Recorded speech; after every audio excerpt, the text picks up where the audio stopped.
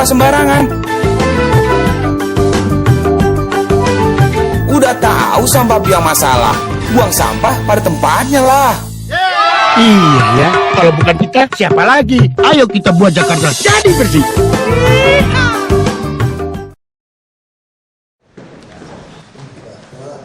Ada temuan apa lagi nih? PK aja nih.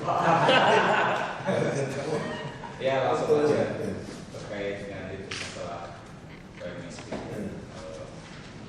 yang sampai kemarin hampir ada pertemuan hari ini antara Dewan Pangan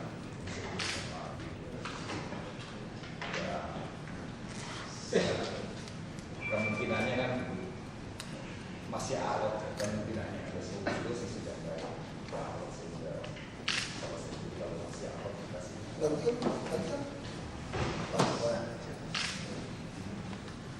kalau yang itu udah kita tolak, penangguhan juga kita tolak nih. Semua ditolak nih, yang itu udah sepakat. Nggak tahu itu pertemuan seperti apa. Jadi dengan peralihan permen dari 1 menjadi 0,7 yang 2013 itu kan mengajukan dari Pak Agus. Nah setelah kita verifikasi kemarin masuk saya 8,7 Ketahuan kan udah fiktif kemarin kita apresiasi pemerintah apalagi malam langkah tiba-tiba berapa. Nah sekarang hari ini dipaksa tiba-tiba dari pengusaha dan sekarang untuk melaksanakannya. Sedangkan kita itu kita teori lamanya nih, Aprindo atau unsur pengusaha kan kemungkinan nggak bisa angka ini. Nah kita tidak memiliki pemerintah, tapi bersama pemerintah yuk dari ambil aja. Kalau masih angka ya mungkin kita nggak kesulit. Udah persen kayak dulu, baik siar kayak dulu lagi. Kita sudah ini Pak sudah yang kemarin saya kasih aku udah kasih ke ini angka referensi berdasarkan UMSP tahun yang lalu. Jadi kita tidak menambahkan lebih, tetapi mempertahankan situasi yang tahun lalu. Berarti 5% itu lah. Iya, itu Ya, saya kira sama persis. Jangan 5%, kalau 5% kan batasan undang-undang. Kalau kita usulan ada yang meningkat juga miskin tahun kemarin. Iya. Ya misalkan ada yang 7%, kita samain 7%. Apa?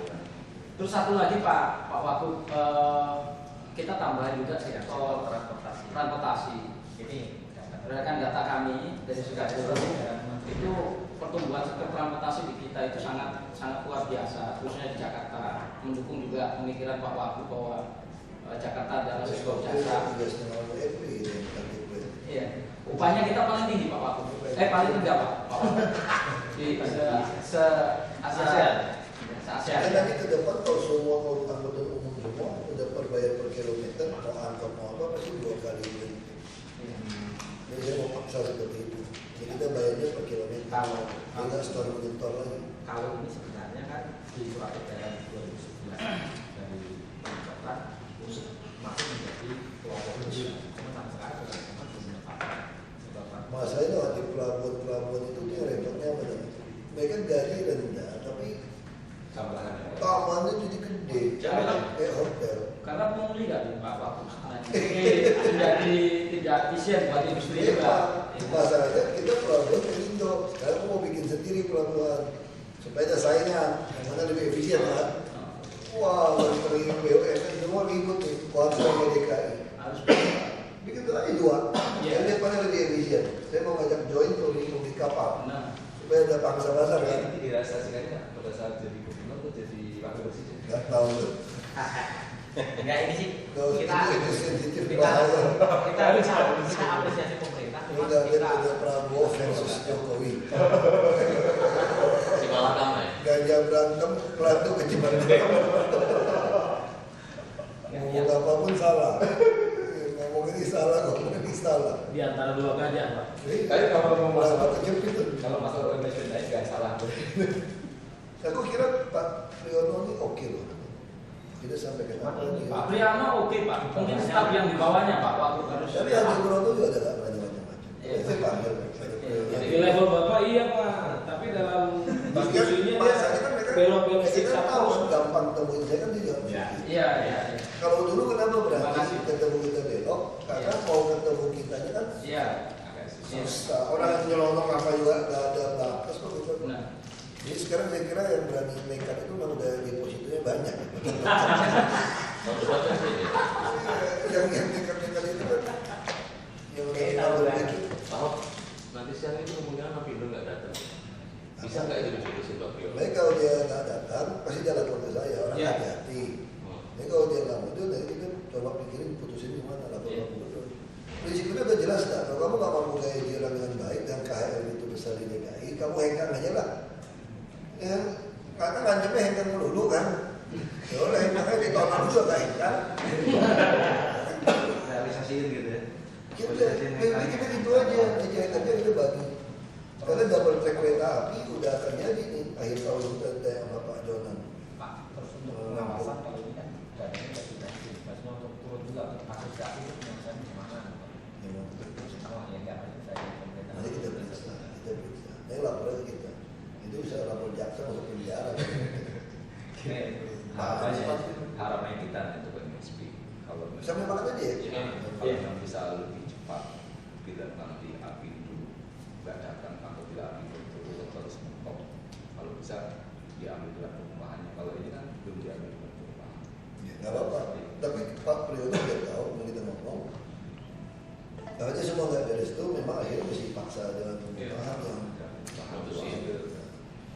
nggak mungkin kan di Kemarin diskusinya saya Pak Pur terhadap Pak Sarmat Simanjuntak itu dari kaki tidak punya kewenangan untuk bicara tentang upah. Nah, masuk Pak Apindo tidak punya kewenangan untuk bicara tentang upah sektor juga, karena itu wilayah kaki bukan kita dunianya nggak yang susah. Terakhir Yang Pak susah itu justru firman Tuhan yang repot kalau ini debatin. Iya. Kalau firman Tuhan kan kita telan aja. Kalau suka nggak suka, lu telan aja udah. Nggak enak. Awak terakhir Niat. Awak mohon Pak Wakil concern terkait dengan ininya Pak Wakil keputusannya diharapkan bulan April ini Pak Wakil. Karena memang ini sudah sangat dinanti oleh pekerja di DKI Pak Wakil. Seharusnya Januari sebenarnya. Kalau di media buruh tidak mau dukung Jokowi udah. Bukan di bulan April. Itu buruh yang di sebelum pemilu, sebelum 9 April. Makanya lebih cepat lebih baik Pak. Gajiannya tanggal 24. nanti setelah itu muncul buruh Kalau dulu di DKI kita bisa ngomong gitu kan. Emang gue pikirin lu juga KTP DKI kebanyakan. tahu aja. Tapi kalau capres wah dia lain lagi kan. Bekasi dari dia. Kalau mau lancar nyapres, bagus selesai sebelum 9 April. Jadi nggak ada. Jadi saya sampai ultimatum. Kita restui lah, kita restui. Kalau ngomong ini nanti Gerindra lagi. Kan koalisi lagi Pak. Hari Senin besok ini Presiden KSPI sama Presidennya SPS ini mau aksi kalau pegawai KSPI nggak selesai. Hari Senin besok ini. Sama-sama salah. Jadi kalau selesai sudah jadi aksi. Kalau aksi bagus dah. Kalau aksi Gerindra naik, kalau nggak aksi juga. Kan nggak ada aksi sebelum pemilu. Pak dari transportasi Pak kita menyampaikan ini dari perwakilan Pak dari 2011 sebenarnya sudah ada surat Pelabuhannya. Ya, saya Ilham Pak, saya dari Serikat Buruh Transportasi yang basisnya memang di pelabuhan, sopir-sopir kontainer sama pekerja-pekerja di pelabuhan. Nah, pekerja-pekerja pelabuhan itu kan kayak model operator kren, FTG, CC dan segala macamnya, termasuk operator aircraft. Nah, jadi dulu beberapa waktu yang lalu saya sudah ketemu Pak Ahok yang ditemuin di bawah itu sebentar, sekitar 6 bulan yang lalu. Nah, di kami ini kan dua yang menjadi aspirasi kami. Pertama itu kami berharap sektor ini kan sektor jasa, dan saya pernah baca statement Pak Ahok pernah menyampaikan bahwa DKI ini memang harus diprioritaskan untuk sektor jasa. Nah, sektor jasa ini justru ini paling sangat memprihatinkan kalau seandainya ini menjadi sektor prioritas di DKI. Tapi ini menurut saya yang paling memprihatinkan. Karena kenapa? Sektor yang menghasilkan ya pendapatan cukup besar ya dari pelabuhan. Cuman hak normatifnya saja pada hari ini masih sangat diabaikan. Saya contohkan saja untuk kawan-kawan yang bekerja di pelabuhan. Orang mungkin menggambarkan kerja di pelabuhan tua, kecuali JICT ya, JICT Koja, itu memang dia di atas standar rata-rata di Indonesia. Tapi untuk PBM, perusahaan-perusahaan bongkar muat yang intersuler, itu mereka bekerja 12 jam sehari. sehari, kalau hari Minggu itu dengan 2 grup kan ya. Nah, 12 jam mereka kerja sehari, standar upahnya saja di bawah UMP. Ada yang masih digaji 1.200.000 dengan bekerja 12 jam. Saya bertanya pada anggota-anggota yang baru-baru yang awal, saya tanya sama mereka, kalian dari mana bisa hidup? Dengan uang 1.200.000 kalian bisa bertahan hidup dari mana? Spanyol. Semua itu pasti dari pungli, Pak. Nah, ini yang saya bilang, kenapa kalian takut kepada bos kalian daripada kalian takut pada Tuhan? Jadi memang dikondisikan melalui sistem pengupahan yang tidak ada sistem pengawasan, tidak berjalan, sehingga upah mereka ini ditekan serendah mungkin untuk menekan kos. Lalu mereka akhirnya mencari tambahan untuk bisa bertahan hidup dari pungli. Dan ini yang marak terjadi. Saya sudah beberapa kali ketemu dengan otoritas pelabuhan, difasilitasi oleh Polres Pelabuhan, dan beberapa kali saya mengundang Dinas Tenaga Suku Dinas Tenaga Kerja Jakarta Utara. 2 kali saya mengadakan pertemuan, tapi dia nggak pernah mau hadir. Nah, ini salah satu faktornya lemahnya sistem pengawasan di sana, Pak. Nah, kedua itu yang kita sampaikan, ini seperti yang sudah disampaikan oleh kawan-kawan. Harapan kami, sektor transportasi, pelabuhan dan pergudangan ini memang masuk menjadi sektor unggulan, sehingga dia mendapatkan upah sektoral. Nah, tahun 2011 kami sudah mendapatkan disposisi dari Menteri Tenaga Kerja. Waktu itu masih Pak Foke. Surat itu ditujukan kepada gubernur untuk agar gubernur memerintahkan kepada Dewan Pengupahan untuk melakukan pengkajian terkait tentang sektor transportasi, pelabuhan dan pergudangan ini untuk dimasukkan ke sektor unggulan. Nah, satu lagi yang harapan kita itu ya, satu lagi ada PP 51 tentang sumber daya manusia.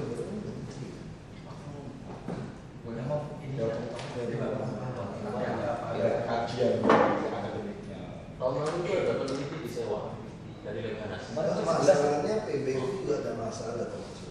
Yang saya tahu ya, PBB itu sebetulnya kayak calo ya.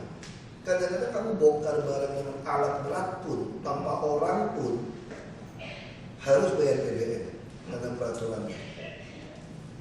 Saya ini tukang main tongkang ya. Jadi muat tongkang pun semua udah pakai wheel loader, udah dumper di dalam. Tetap untuk karena sahabatnya ada peraturan harus bayar PBM. Ada berapa per ton itu. Jadi yang bayar PBM itu rata-rata adalah mantan-mantan kepala pelabuhan yang main di pelabuhan. Jadi ini udah kayak mafia sebetulnya ngomong PBM. Kalau kita naikkan ini lagi, sebetulnya yang terjadi apa sebetulnya? Kalau mau dia tutup kerja nggak apa-apa. Dia bilang kalau kurangin orang gimana? Jadi kita tuh setengah tuh bayar preman BBM. Jadi kalau yang benar-benar kerja tuh nggak kerja juga. Kalau yang di pelabuhan ini kan kebanyakan PBM itu kan mitra kerjanya dengan Pelindo, Pak. Itu tadi gitu loh. Kalau nggak maksudnya pelabuhan BBM itu semua ya. Coba lihat tongkang-tongkang. Kalau tongkang dari Bangka Belitung datang, pakai pasir semua bongkar, tonton itu. Emang pakai orang nyangkul? Dulu iya. Waktu alat berat belum ada, dibentuklah perusahaan BBM. Saya punya teman-teman bikin BBM, saya tahu. Saya dari kecil udah isi tongkang. Karena waktu itu pakai orang yang udah dituangin dalam itu orang yang susut. Terakhir semua orang pakai loader susut semua ada. Nah tapi BBM tetap jalan. Ini semacam fee. Jadi yang punya BBM duduk-duduk aja, yang punya pegawai juga cabutan. Ya datang aja, banyak itu loh. Itu yang saya pikir secara prinsip bagi saya tuh ini persoalan terlalu panjang kalau BBM itu. Kalau kita bubarkan BBM pun perusahaan bongkar muat, yang bongkar muat tuh barang kargo bisa. Jadi kalau barang kargo angkut, mas tadi ya, saya juga buat barang banyak. Sudah kelapa lah, kita ngomong pedagang sudah kelapa. Ya saya minta maaf sedikit. Jadi dia bukan buruh tenaga kerja bongkar muat. Jadi PBM ini kayak operator terminal operator. Dia yang melayani intersuler. Dia kan kalau di Priuk itu ada namanya buruh TKBM, buruh tenaga kerja bongkar muat, yang memang di bawah naungan koperasi TKBM.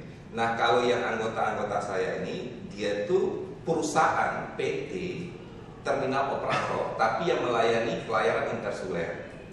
Nah, dia itu kerjasama dengan Pelindo, dia menyewa lahan. Dia kan Pelindo yang punya lahan semua Tanjung Priok, lalu dia kerjasama, dia untuk areal sekian, nanti di kade berapa dia kerjasama dia untuk Nah itu tadi, proses. itu yang saya bilang, secara prinsip kita harus bayar di UMP.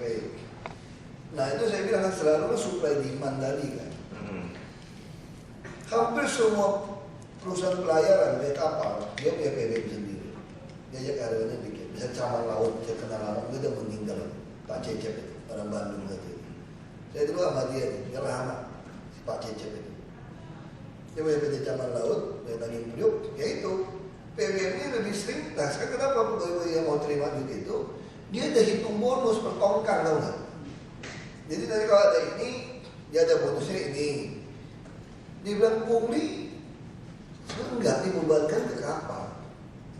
Nah kita tanya sama dia dulu ya, udah berapa 10-20 tahun, sama. Kenapa kamu bayar di bawah UMP? Sama aja dia bilang, kan naiknya juga sama, nggak mau kerja juga. Nah harusnya kan pelanggaran ini, pelanggaran kita desak. Persoalan pegawai kita dia lucu. Kita desak nih, si pegawai itu lapor. Dia bilang begini, ngapain lapor ke Disnaker? Nanti bos juga tembak Disnaker. Kita juga dipecat. Toh saya masih bawa pulang duit cukup. Nah jadi ditanya nih, kalau kita naikin UMP, gak ada lagi duit bonus-bonus ini gimana? Gak mau juga, karena dapat ini lebih gede. Jadi itu makanya saya balik lagi, ini tergantung buruh maunya apa. Kadang-kadang kita jadi aktivis pejuang-pejuang seperti ini, belum tentu loh. Saya pernah tanya ke karyawan, udah Pak kita nggak mau Pak, ngapain Pak? Kita mau maksa, mau nekan dia, karena ini supply demand kan. Nggak ketemu loh. Kayak sekarang BBM yang bongkar tongkang, tetap bayar BBM. Mana ada orang? Karena udah dibikin semacam peraturan tak tertulis. Enggak, jadi yang ini kalau yang barang curah dulu, misalnya kayak di Sunda Kelapa yang masih pakai pikul, mungkin Itu seperti nggak yang masalah. Pak sampaikan. Enggak, di Tanjung Priok pakai tongkang, curah tongkang. Iya. Saya dibeli tuh TKB tidak bayar kok. Ini yang kebanyakan. Ada jatah operasinya, Jadi, Pak. kalau di Priok itu kan kontainer sekarang Pak, jadi kan barang curah sudah jarang, kecuali mungkin kalau seandainya batu bara gitu ya. Nah kalau yang lain itu kan udah menggunakan kontainer. Tapi kalau dia menggunakan kontainer pun, kalau dia mau TKBM, karena ngitungnya gimana? Emang orang takut? Semua pakai keren. Iya. Makanya kalau semua pakai keren mana ada buruh? Kalau mau ngomong kasar Ya gitu. itu buruhnya itu operatornya. Iya makanya operator keren dibayar per jam, ada hitungan jam selain gaji. Itu yang saya maksud, operator-operator ini masih banyak operator, kan operator tuh ada asisten operator yang di bawah, ada operator yang di atas. Yang jelas kalau dia dibayar di bawah UMP salah. Iya. Kita nggak usah sektoral. Persoalan saya bilang, itu yang saya bilang. Kenapa mereka nggak mau nuntut? Karena dia bisa dapatnya melebihi UMP. Itu yang fakta di lapangan. Itu operator keren itu dibayar mahal sekali per jam. Alat berat itu rata-rata $2 per jam.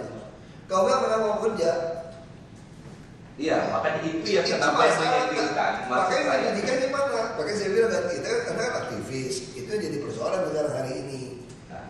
Bagi pegawai buruh, dia yang penting take home pay.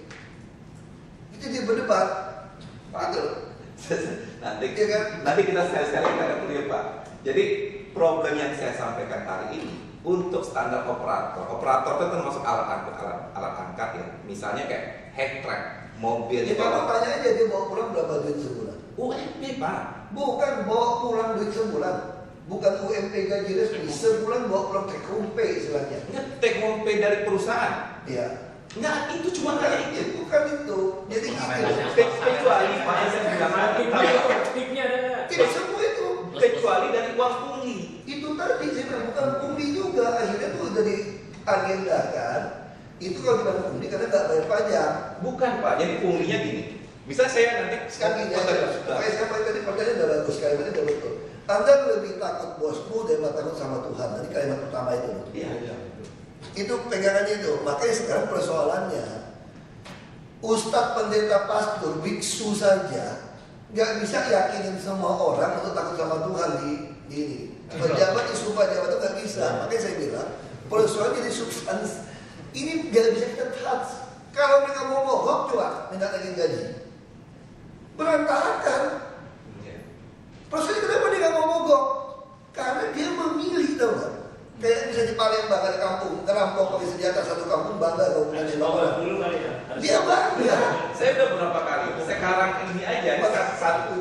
satu basis saya itu lagi mogok hari ini Pak. Yang di beberapa kasus sudah masuk ke 900 pengawas. Mogok aja. Tapi persoalannya sering sekali. Maksud saya Anda nggak bisa suruh saya maksa orang untuk gajinya seperti itu. Kalau mereka sendiri tidak merasa ini Pak, kuncinya sekarang ini keresahan yang terjadi di anggota dan pelabuhan itu bukan khas wilayah kami, Pak. Saya ngomong jujur aja, Pak. Kita nggak bisa mengontrol untuk hukum Perindo atau apapun. Hukum KB aja nggak bisa. Saya mau naikin saham di atas 50% kontrol dia nggak bisa. Makanya saya mau masih bisa ya? Ya, makanya saya mau bikin logistik. Mau bikin logistik sendiri, pelabuhan sendiri. Nyaingin Perindo, baru saya bisa atur gitu. Ya, kembali ke laptop yang penting dari ini kan. Demo ini Bukan saya mau demo. Ya, mungkin makanya dulu.